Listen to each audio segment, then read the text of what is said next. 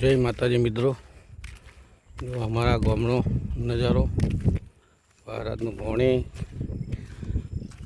પછી કોઈના ક્ષેત્રોમાં જો વાવેતર થયો નહીં. તો આ અમારા ગામનો વેરો છે, વોકરો છે. વોકરાની અંદર આટલું બધું પાણી.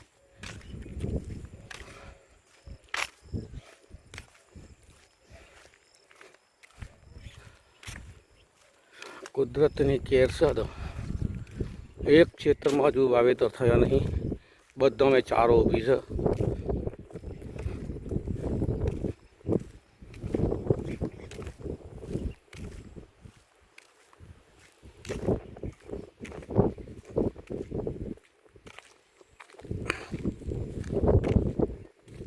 અમારા ગામનો વેકરો છે. જય માતાજી મિત્રો, જેટલું પાણી હજુ ક્ષેત્રોમાં ડેચન છે જેમાં પાણી પડ્યો છે. જય માતાજી. કેટલું પાણી જાય છે.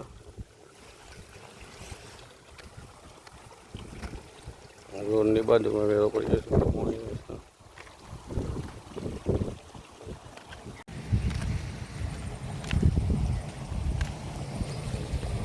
જય માતાજી મિત્રો, પાણી એટલું બધું છે વાત જ ના પૂછો.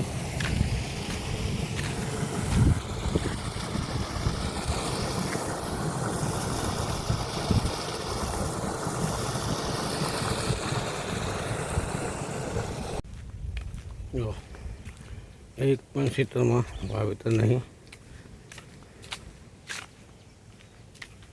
નકરું જ પાણી ભર્યું છે. ક્યારે થશે એનું કોઈ આખું તલાવ ફૂલ ભરેલું. આ અમારું ઉભા તલાવ આખું ફૂલ ભરેલું છે.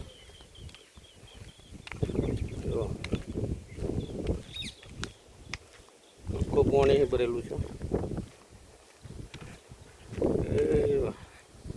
વરસાદ આવું થઈ રહ્યો છે મિત્રો. શેર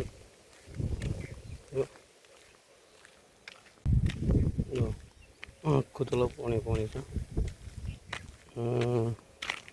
એવું નહીં ફરતા ભાઈ રોડ છે. રોડના કારણે જમો એના પર હેડી ગયું છું ને બધા પાણી અહીંયા પેલા નારિયું હતું એમાં ક્યારમાં પાણી ભરાતું હતું. જય માતાજી મિત્રો, જો એકનું આવે તો નહીં છે. રોડ પર પાણી ભરા. જો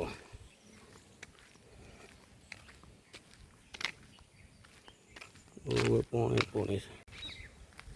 હું હેડી હેડતો તો જાઉં છું રસ્તામાં, નકરું જ પાણી છે. નકરું ખાલી આ રોડના કારણે પાણી નહીં.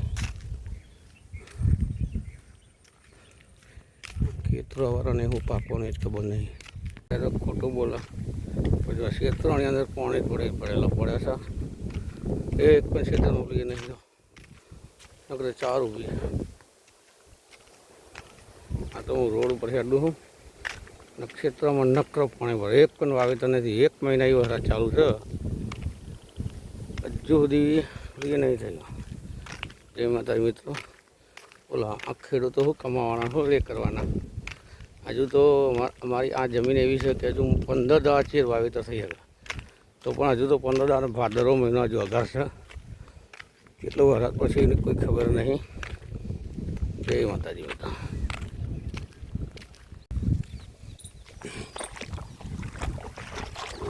આટલા પાણીમાં હેડીને જવાનું.